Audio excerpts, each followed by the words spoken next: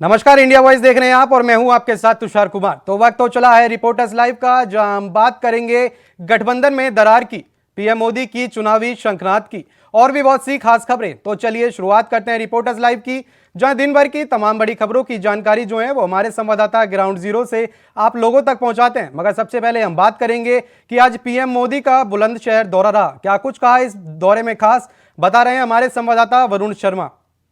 प्रधानमंत्री नरेंद्र मोदी बुलंदशहर में आज जनसभा की है। जनसभा में प्रधानमंत्री ने संबोधित करते हुए कहा है कि मैं देश की राजनीति करता हूं और यहां पर बिगुल मैं नहीं बजा रहा, बिगुल जनता बजा रही है। 19,000 करोड़ की योजनाओं का यहां शिलान्यास किया गया है, जिसमें Meerut highway, Aligarh highway, pipeline और साथ ही कॉरिडोर की योजनाओं का लाभ दिया गया है और उसकी योजनाओं का शिलान्यास किया गया है। आपको बता दूं कि बुलंदशहर में चांदवारी स्थित प्रधानमंत्री की जनसभा हुई है, जिसमें कई लाख लोग यहां पर आए, कार्यकर्ता आए और सुरक्षा व्यवस्था के भी कड़े इंतजाम किए गए थे। लगातार मंच पर उत्तर प्रदेश के मुख्यमंत्री, राज्यपाल, प्रदेश अध्यक्ष सहित सांसद, विधायक भी नजर आए हैं। प्रधानमंत्री जनसभा खत्म करने के बाद यहां से रवाना हो चुके हैं। Varun Sharma, India voice, Bulandshahr. BJP ने लोकसभा चुनाव से पहले अपना थीम सॉन्ग रिलीज कर दिया। खबर पर ज्यादा जानकारी दे रही हैं हमारी संवाददाता ज्योति निषाद। बीजेपी ने लोकसभा चुनाव की तैयारी तेज कर दी है। आपको बता दें कि मिशन 2024 के तहत बीजेपी ने एक कैंपेन की शुरुआत की है और इस कैंपेन के तहत एक सॉन्ग लॉन्च किया गया है, जिसकी थीम है कि सपने नहीं हकीकत बुनते हैं, इसीलिए सब मोदी को चुनते हैं। आपको बता दें कि बीजेपी ने इस सॉन्ग के वीडियो को सोशल मीडिया पर पोस्ट किया है और ये वीडियो काफ़ी ज़्यादा वायरल होने लगा है। आपको बता दें कि इस वीडियो के ज़रिए बीजेपी ने बताया है कि जो मोदी सरकार ने योजनाएं चलाई हैं उनका लाभ किस तरह से लोगों तक पहुंच रहा है और मोदी सरकार ने किस तरह से देश की समस्याओं का समाधान किया है।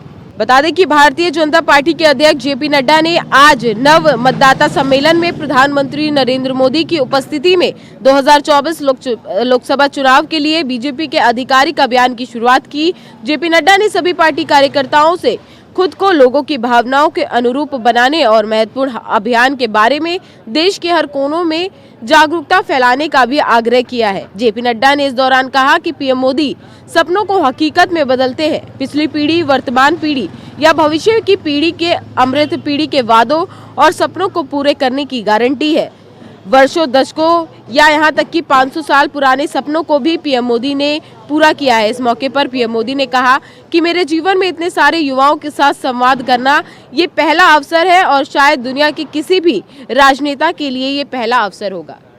बता दें कि इस कैंपेन की शुरुआत फर्स्ट टाइम वोटर्स यानी कि नव मतदाता सम्मेलन के दौरान की गई और ये वीडियो करीब 2 मिनट 13 सेकंड का है, जिसे बीजेपी ने अपने आधिकारिक पेज पर पोस्ट किया है और उसके बाद से ये वीडियो सोशल मीडिया पर काफी वायरल हो रहा है। कैमरा पर्सन सौरभ के साथ मैं ज्योति निषाद, इंडिया वॉइस, नोएडा। नीतीश कुमार राहुल गांधी की न्याय यात्रा में शामिल नहीं होंगे, क्या है पूरा मामला, बता रहे हैं हमारे संवाददाता शिवम दुबे। राहुल गांधी की भारत जोड़ो न्याय यात्रा 30 जनवरी को बिहार में प्रवेश करेगी। बिहार में प्रवेश करने से पहले राहुल गांधी की भारत जोड़ो न्याय यात्रा की तरफ से नीतीश कुमार के लिए इनविटेशन यानी निमंत्रण भेजा गया कि आप भारत जोड़ो न्याय यात्रा में सम्मिलित होइए। लेकिन नीतीश कुमार ने कहा कि पहले से कार्यक्रम तय होने के कारण मैं भारत जोड़ो न्याय यात्रा में सम्मिलित नहीं हो सकता।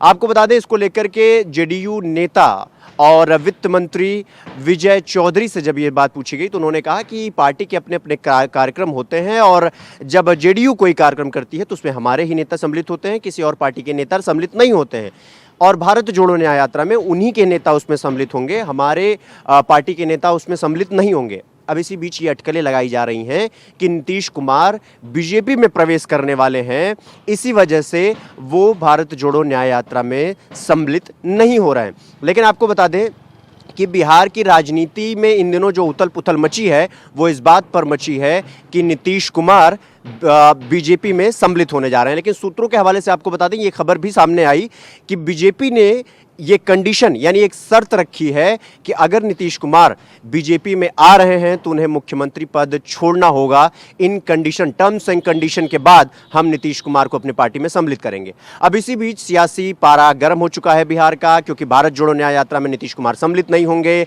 नीतीश कुमार इंडिया गठबंधन के प्रति जो उनका मोह था वो पूर्णतया भंग हो चुका है। अब इसको लेकर के अटकलें लगाई जा रही है कि नीतीश कुमार एक बार फिर से पलटी मार सकते हैं। अब देखना होगा कि नीतीश कुमार क्या पलटी मारते हैं कि नहीं। फिलहाल मैं कैमरामैन सौरभ के साथ Shivam Dubey, India voice, Noida. RLD और जेडीयू के बीच कोल्ड वॉर देखने को मिल रहा है। खबर पर ज्यादा जानकारी दे रही है हमारी संवाददाता प्रियंका मिश्रा। बिहार की राजनीति में नीतीश कुमार के बयान के बाद कहीं न कहीं आरजेडी और जेडीयू की सरकार पर संकट के बादल मंडरा रहे हैं। अब देखना यह है कि नीतीश के परिवारवाद वाले बयान के बाद में बिहार की राजनीति में क्या हलचल देखने को मिलती है।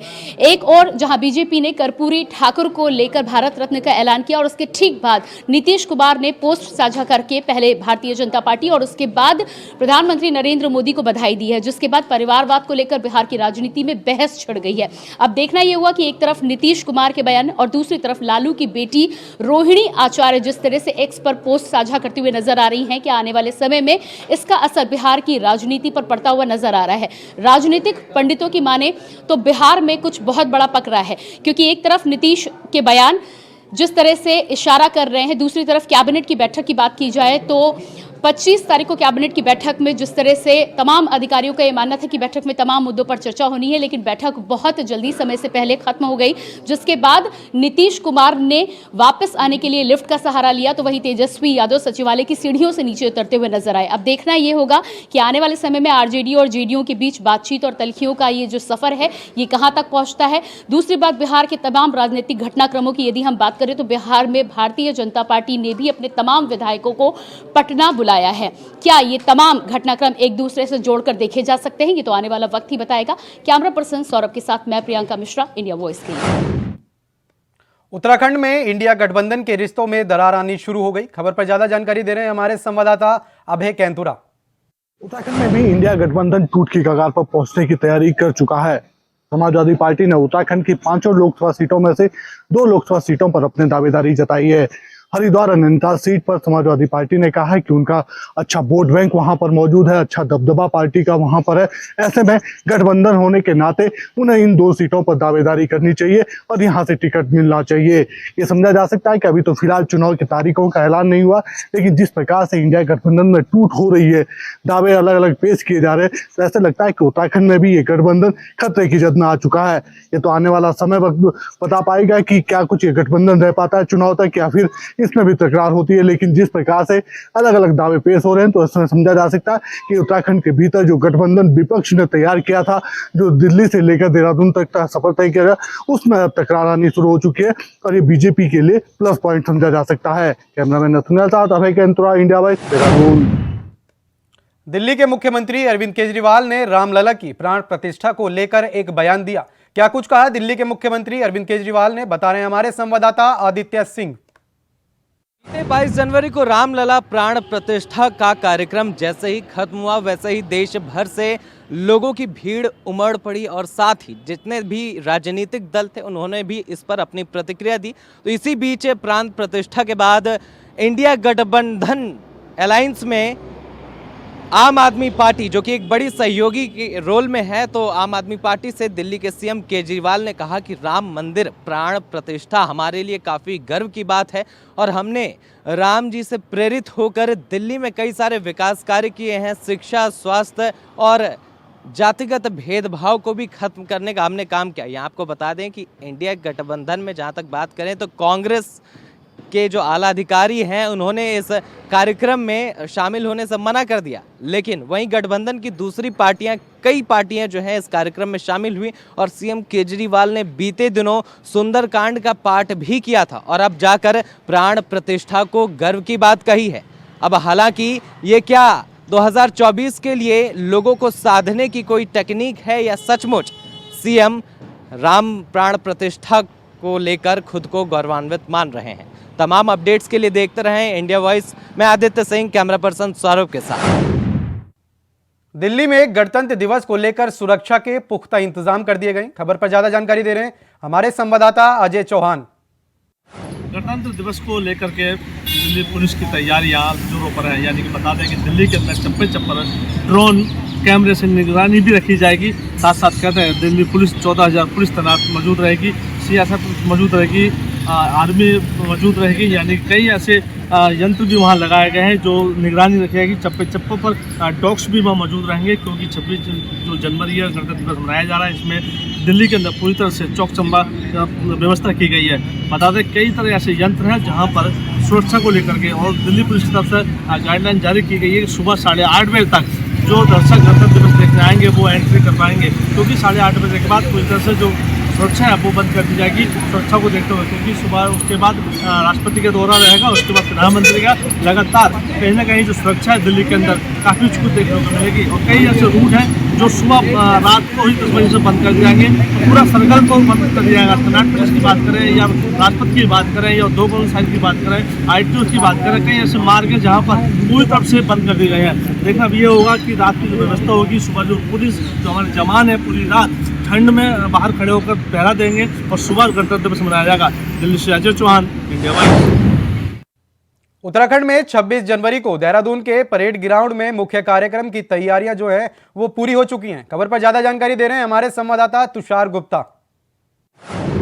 कल गणतंत्र दिवस है और इसके लिए तैयारियां हैं वो देहरादून में जोरों शोरों से चल रही है। मुख्य कार्यक्रम देहरादून के परेड ग्राउंड में होना है और इसको लेकर जो तैयारियां हैं वो जमीनी स्तर पर देखने को मिल रही है। मेरे पीछे आप देख सकते हैं ये परेड ग्राउंड है और यहाँ पर जो सांस्कृतिक कार्यक्रम होने हैं और साथ साथ जो झांकियों के कार्यक्रम होने हैं उसकी जो अंतिम रूप है वो दिया जा रहा है। खुद SSP अजय सिंह यहाँ पर मौजूद है, जिलाधिकारी सोनिका भी यहाँ पर मौजूद है और जो अंतिम रूप देना होता है इस कार्यक्रम को वो देखने को यहाँ पर मिल रहा है। अगर मैं आपको बता दूं तो इसमें 3 नृत्य होने हैं, जिसमें एक जौनसारी, कुमाऊनी और साथ साथ गढ़वाली जो नृत्य है वो उसकी झलक देखने को मिलेगी। तो देवभूमि की जो संस्कृति है वो प्रकाशित करने की कोशिश की जाएगी। साथ साथ 9 विभागों की जो झांकियाँ हैं वो यहाँ पर देखने को मिलेगी। अलग अलग विभाग, जिसमें उद्यान विभाग है, शिक्षा विभाग है, तो इन जो विभाग है उनकी झांकियाँ यहाँ पर देखने को मिलेगी। अयोध्या में उमड़ा जन सैलाब। खबर पर ज्यादा जानकारी दे रहे हैं हमारे संवाददाता अभिनव आनंद। प्राण प्रतिष्ठा के ऐतिहासिक कार्यक्रम के बाद आम जनमानस के लिए भगवान राम का जो द्वार था पट है अब वो खोल दिया गया है। अब आपको बता दूं कि 22 तारीख को ऐतिहासिक कार्यक्रम, भव्य दिव्य कार्यक्रम अयोध्या में हुआ। उसके बाद ही अयोध्या में राम भक्तों का जो एक बड़ा जत्था था, एक जन आस्था का जो सैलाब था वो अब उमड़ चुका है। आपको बता दूं अयोध्या में लगभग 15 से 20 लाख की संख्या में राम भक्त अयोध्या पहुँचे हुए हैं। लोगों को किसी प्रकार की असुविधा न हो इसलिए इसका खासा ध्यान law and order Prashant Kumar एवं गृह सचिव, उत्तर प्रदेश के गृह सचिव संजय प्रसाद स्वयं अयोध्या में इसकी कमान संभाली है। आपको बता दूं अयोध्या में लगभग 8,000 सुरक्षा कर्मियों की तैनाती की गई है। आपको ये भी बता दूं कि लगभग 8 पॉइंट है, 8 पॉइंट पर मजिस्ट्रेटों की तैनाती भी ये भी की गई है। चूँकि एक बड़ी बात होगी कि राम भक्तों का अयोध्या पहुँचना और अयोध्या में सुगमतापूर्वक दर्शन करा पाना ही अपने में बड़ी बात होगी। आपको बता दूं कि पहले दिन ही 23 तारीख को जब आम जनमानस के लिए भगवान राम का द्वार पट खोला गया तब ही पहले दिन ही लगभग 5 लाख राम भक्तों ने भगवान राम के अपने आराध्य प्रभु श्री राम के दर्शन पूजन भी किए। और उसके दूसरे दिन की बात करें तो लगभग 2.5 लाख राम भक्तों ने दर्शन पूजन किए। और आज की बात करूँ तो लगभग अभी तक लगभग 3 लाख राम भक्तों ने दर्शन पूजन भी किए हैं। साथ ही साथ आपको बता दूं कि मानो एक बड़ी बात होगी कि ADG law and order Prashant Kumar ने अयोध्या के जिला प्रशासन को ये खासा राम भक्तों को किसी प्रकार की असुविधा न हो इसलिए मानव श्रृंखला के तहत ही लोगों को दर्शन पूजन भी कराया जा रहा है। एक कौतूहल का विषय एक बना हुआ है कि पहले दिन और दूसरे दिन को लेकर लगभग 3 करोड़ 17 लाख जो यहाँ पर चढ़ावा चढ़ाया गया है। राम भक्तों ने भगवान अपने राम को अर्पित किया है उनके चरणों में। तो कहीं ना कहीं एक बड़ी बात हो रही है कि भगवान राम को लगभग 3 करोड़ 17 लाख का जो भेंट चढ़ाया गया है ये अपने में ऐतिहासिक है। इंडिया वॉइस के लिए अयोध्या से अभिनव सिंह। शाहजहांपुर में हुए सड़क हादसे में कई सवारियों ने अपनी जानें गंवा दी। खबर पर ज्यादा जानकारी दे रहे हैं हमारे संवाददाता रिजवान अब्दुल्ला।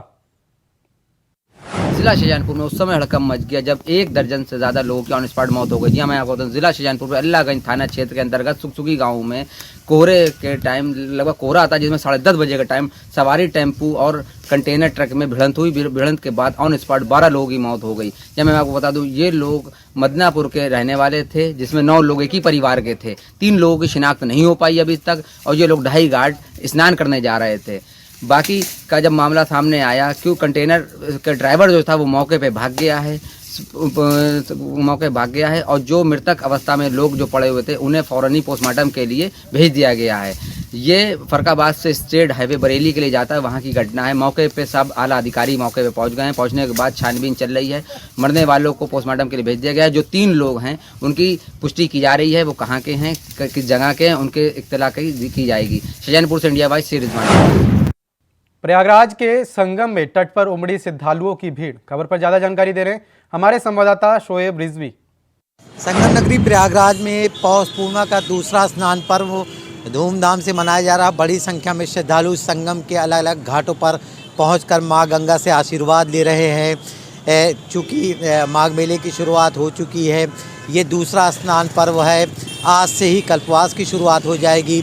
अलग अलग जो कल्पवास क्षेत्र बने हैं वहाँ पे कल्पवासी आज से 1 महीने के लिए अपने जो कैंप बने उसमें रहेंगे। बताया जा रहा है कि इस बार कल्पवास में बड़ी संख्या में कल्पवासी प्रयागराज पहुँचे हैं। माघी पूर्णिमा तक ये कल्पवास चलेगा, पूरे 1 महीने तक। आज जो कल्पवासी हैं उन्होंने बाकायदा संगम में पौष पूर्णिमा के मौके पर आस्था की डुबकी लगाई।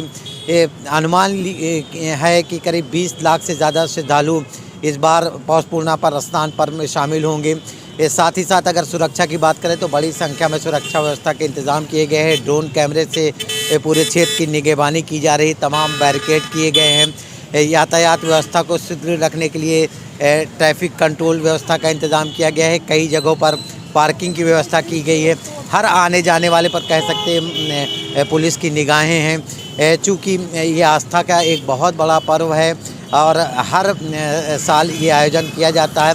इस बार इस आयोजन को इसलिए भी महत्वपूर्ण माना जा रहा है कि 2025 में कुंभ का आयोजन होना है, तो इसको इस बार रिहर्सल के तौर पर देखा जा रहा है। इसलिए प्रशासनिक तैयारियां अपनी चाक चौबंद कर रहा है। साथ ही साथ श्रद्धालु कड़कड़ाती ठंड में भी आस्था में डूबे हुए संगम के अलग अलग घाटों पर देखे गए। शोएब रिजवी, इंडिया वाइज, प्रयागराज। बलिया में निजी नर्सिंग होम की लिफ्ट में एक महिला का शव मिला। खबर पर ज्यादा जानकारी दे रहे हैं हमारे संवाददाता करुणेश पांडे। क्षेत्र अंतर्गत एक निजी नर्सिंग होम का मामला सामने आया है। मैं आपको बता दूं कि बलिया सर कोतवाली थाना क्षेत्र अंतर्गत महिला हॉस्पिटल के ठीक सामने एक निजी हॉस्पिटल है, जहां पे एक जो लिफ्ट है, लिफ्ट के अंदर एक महिला का शव मिलने से सनसनी फैल गया। मैं आपको बता दूं कि यह जो है महिला अस्पताल के सामने जो निजी अस्पताल है, वो अस्पताल में एक महिला जो है प्रसव कराने के लिए अपने बहू को लेकर के करीब लगभग 2-3 दिन पहले आई थी और वहाँ पे इलाज के बाद जो है उसके बाद वो वहीं से गायब हो गई थी। जबकि उस काफ़ी खोजबीन के बाद भी उसका पता नहीं चला, तो उसके परिजन जो है थाने पर तहरीर भी दिए, गुमशुदगी का वो मुकदमा भी दर्ज कराए। उसके बावजूद भी अचानक जो है महिला का शव आज जो है उस लिफ्ट के अंदर मिला, जिसको लेकर के काफ़ी जो है परिजन को हंगामा करने लगे। यहाँ तक कि वो रोड को जाम कर दिए और पूरी प्रशासन वहाँ पर पहुँची, थाना पहुँची, कोतवाली पहुँची। उसके बाद किसी तरह से मामला को शांत करा। परिजनों का सीधे आरोप है कि यह जो है महिला की है जो हत्या किया गया है, यह महिला जो है हत्या करके उसके अंदर फेंक दिया गया है। लेकिन अभी ये तो जांच का विषय है। इस पर वहीं सीओ सिटी का कहना है कि इस पूरे मामले की जांच की जा रही है। जो भी सामने जो तथ्य निकल के आएगा उसके ऊपर कार्रवाई की जाएगी। करुणेश पांडे, इंडिया वाइस के लिए। बदायूं में पूर्व विधायक सिनोद कुमार शाक्या ने एक शिकायत दर्ज कराई। किसके खिलाफ कराई उन्होंने शिकायत दर्ज, बता रहे हैं हमारे संवाददाता विजय कुमार। शहर में निर्माणाधीन सिटी मॉल की 12 बीघा जमीन पर अवैध कब्जा करने की शिकायत शासन से की गई है। ये शिकायत पूर्व विधायक सिनोद कुमार शाक्य ने शासन से शिकायत करते हुए सपा शासनकाल में अब 12 बीघा शहर के बीचों बीच अवैध कब्जा करने का आरोप लगाया है। वहीं पूरे मामले पर जिलाधिकारी मनोज कुमार सिंह ने 3 सदस्यीय जांच कमेटी गठित की है। जांच कमेटी में एडीएम वित्त, सदर उपजिला अधिकारी और शहर मजिस्ट्रेट शामिल हैं। ये तीनों जांच कमेटी जांच की रिपोर्ट जल्द सौंपेंगे। वहीं शहर के बीचों बीच 100 करोड़ से अधिक की संपत्ति बताई जा रही है और सपा शासनकाल में अवैध कब्जा कर बेगुनाहों को जेल भेजने का आरोप लगाया गया है। वहीं इस पूरे मामले पर पीड़ितों ने मुख्यमंत्री योगी आदित्यनाथ से न्याय की गुहार लगाई है। इंडिया वॉइस से बदायूं से विजय राठौर। गाजियाबाद में पुलिस को मिली है एक बड़ी कामयाबी। क्या है पूरा मामला, बता रहे हैं हमारे संवाददाता प्रवीण कुमार। पुलिस को एक ऐसे शातिर गिरोह को पकड़ने में कामयाबी हासिल हुई है जो कि घर के बाहर खड़े ई रिक्शों की बैटरी चुरा कर उनको बेच दिया करते थे। जी हाँ, मामला गाजियाबाद के विजयनगर थाना क्षेत्र का है, जहां पर कल पुलिस ने चेकिंग के दौरान एक ऐसे शातिर गिरोह को पकड़ा है जो कि ई रिक्शा में से बैटरी चोरी करके उनको सस्ते दाम पे बेच दिया करते थे। पुलिस का कहना यह है कि जो भी चोर पकड़े गए वो एक शातिर किस्म के चोर थे और उनके पास से हमने 8 ई रिक्शा बैटरी की जो चोरी की गई थी उनको बरामद किया। ये सभी चोर गिरोह बनाकर रात को जाते थे और जो घरों के बाहर ई रिक्शा खड़े रहते थे उनकी बैटरी चुराकर उनको सस्ते दामों पे बेच दिया करते थे। ये जो सभी चोर जो पकड़े गए इस गिरोह के, ये नशे के आदी थे और नशे के आदी होने की वजह से ये चोरी की घटना को अंजाम दिया करते थे। पुलिस को काफी दिनों से इनकी तलाश थी और पुलिस ने इनको कल रात को चेकिंग के दौरान पकड़ने में एक बड़ी कामयाबी हासिल किया। फिलहाल पुलिस का कहना यह है कि जल्द ही अगर इनके गिरोह के और भी सदस्य इस चोरी की घटना में अगर शामिल होंगे उनको भी पुलिस जल्दी गिरफ्तार कर लेगी। कहीं ना कहीं पुलिस की मुस्तैदी की वजह से इन चोरों को पकड़ने से कामयाबी हासिल हुई है और एनसीआर में जो भी चोरी की घटना है उनमें कहीं ना कहीं कमी आएगी। आपको बता दें कि लंबे समय से ये पुलिस की नाक में दम करके रखे हुए थे, जो आज पुलिस को इनको पकड़ने में, इस गिरोह को पकड़ने में बड़ी सफलता हासिल की है। गाजियाबाद से प्रवीण कुमार, इंडिया वॉइस।